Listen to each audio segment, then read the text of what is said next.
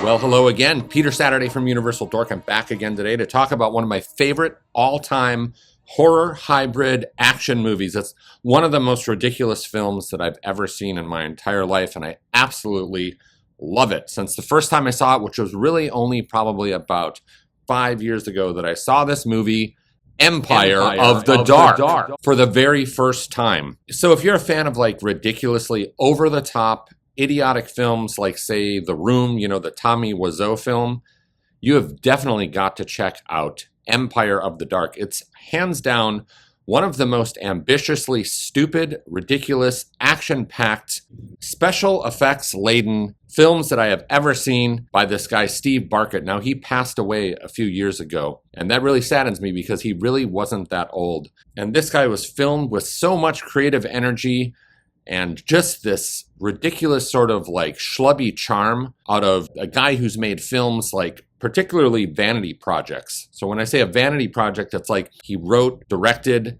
starred in. I think he even did like the special effects and stuff in this film, or he had a huge hand in it. So he did these two films, like this early 80s film, I believe a 1983 movie called The Aftermath with Sid Haig. It's kind of almost like a sort of Planet of the Apes type of film.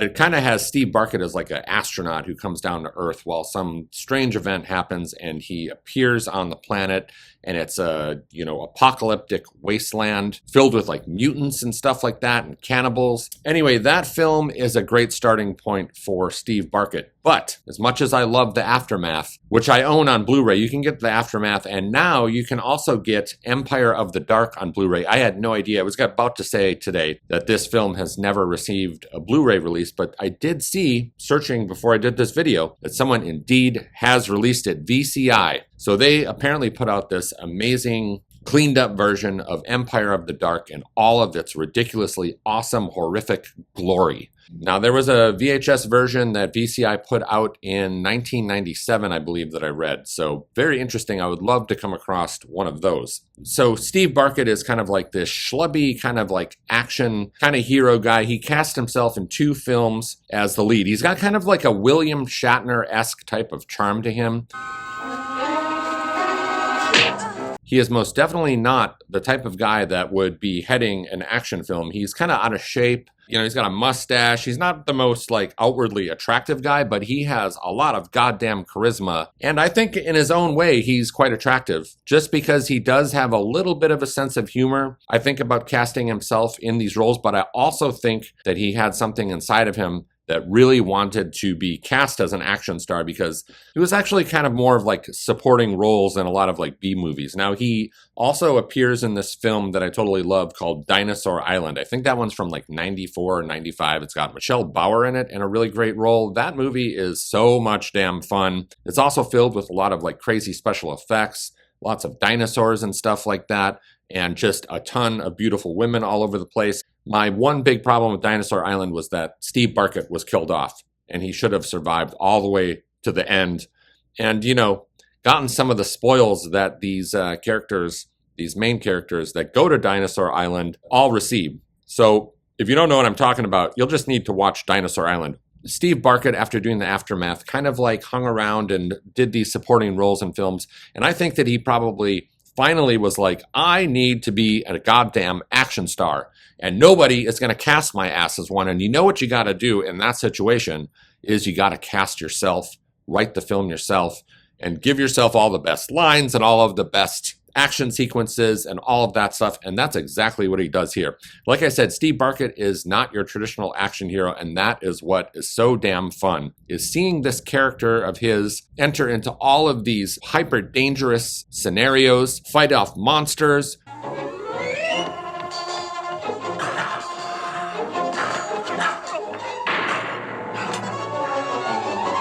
fight off demons, fight cult members. He pulls off a lot of stuff that like, Rambo would be jealous of, or like Dolph Lundgren, all while looking like kind of an out-of-shape dad.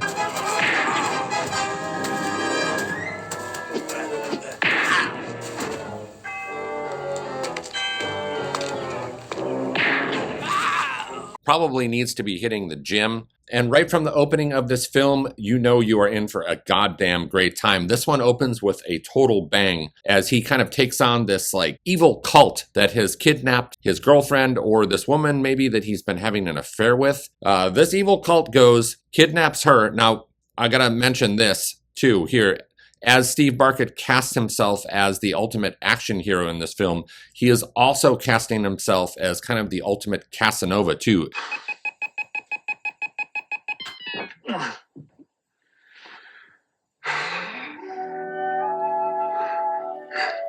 Richard, sweetheart. What? Time to get up. I know. It's like all of these beautiful women who are in the film find him simply irresistible. And that's why I'm mad about you. And what about Stacy? Well, I'm mad about her too. You see, Stacy and I have always been better friends and lovers. Well, even if you don't buy that, that's no reason to bar a little raucous, illicit sex between instructor and pupil. How about lunch? Now, this evil cult has captured her and his baby.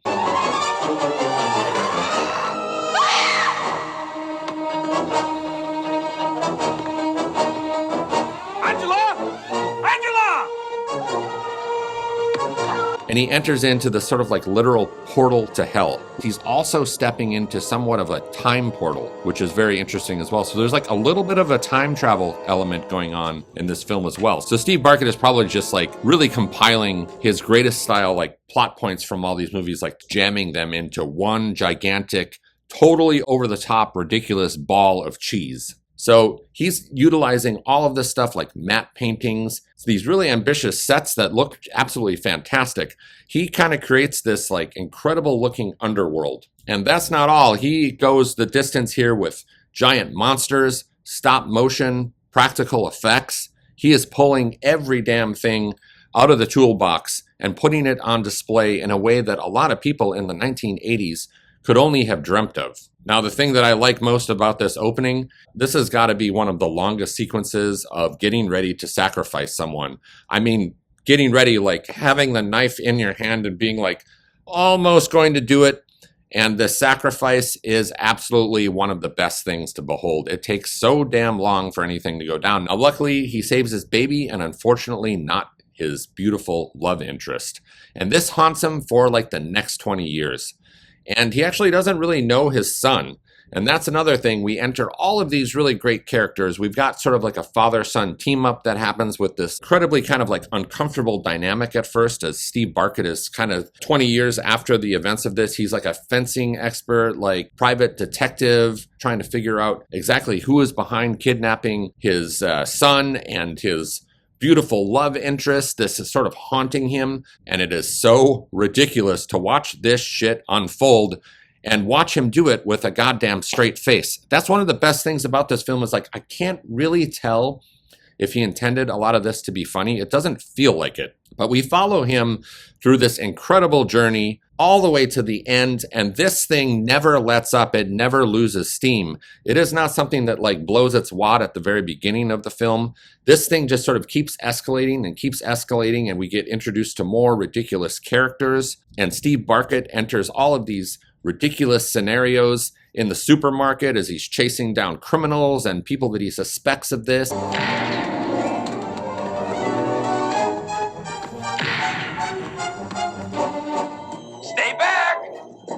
More kids are gonna die. It stops here, Stover! Stay back! Barkett here really wasn't fucking around with this production. He wanted to make sure that he had the most epic storyline and epic characters as possible, throwing a little bit of like a family affair, some family drama in there as well. However, he does bear a strong resemblance to someone, Mr. Flynn. Do you think a master detective like yourself can guess who?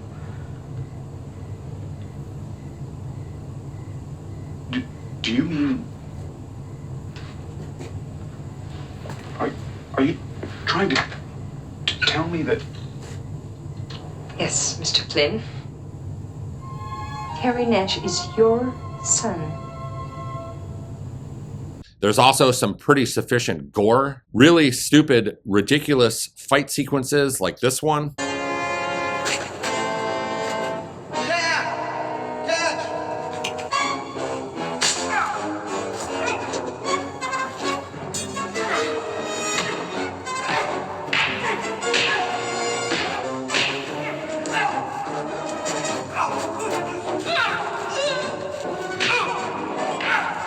We get to see one of the longest, most drawn out, but also awesome fight sequences and finales that I've ever seen in a movie, or a B-movie like this, or a movie of this caliber. This film has definitely been one of my all-time favorite so bad it's good movies, if you want to call it something like that. I just think that overall this film is just good in general. A really fantastic little fantasy horror hybrid.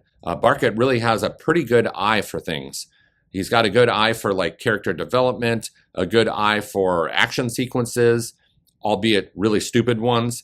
He does this thing where he kind of, sets up scenes and he switches different views on all of these different settings, which is funny how he does that. It's like, I don't know what he's thinking here, but it works. I say that this one's like 10 times better than The Room, just because of everything that Steve Barkett put into this movie, as well as the aftermath, to make it so enjoyable. So I really wish that Empire of the Dark would get the respect that it deserves. And the fact of the matter is that this was made in a time before people were trying to outdo themselves with making stupid movies or being tongue-in-cheek or too on the nose. So Steve Barkett really hits the sweet spot here. And as stupid as this movie is in a lot of ways with like the action and the characters and stuff, he actually does build up some pretty good suspense in it too, and actually crafts some like pretty cool, like spooky and a couple of little like scary moments as well. It's not all like a farce, and I don't think that he ever meant it to be a farce, but I'm just saying this movie keeps a straight face while delivering some of the most stupid shit that you've ever seen. This is probably like the perfect film if you wanted to get a group of friends together and grab a case of beer and a bunch of snacks and just get rowdy. This is the ultimate party movie. Everyone that I've watched this with has ended up having a gigantic smile on their face, and you just can't help but love Steve Barkett. Because from what I remember from poking around, I think that Steve Barkett was kind of like getting ready to maybe come back and bring something else and put that onto the table. So if you've never seen Empire of the Dark from 1990, you better track that down and get your friends together for a wild and crazy movie night. All right, so that's it for me today. I just had to hype this shit up because I was so damn excited to see that a Blu-ray was released of this thing, and it's pretty damn cheap as well. I think it's like $16 or $17. I'm really guessing that Empire of the Dark probably needed a company like Vinegar Syndrome to really hype this shit up. All right, I'll be back soon with more wild and crazy forgotten cinematic gems. All right, have a good one.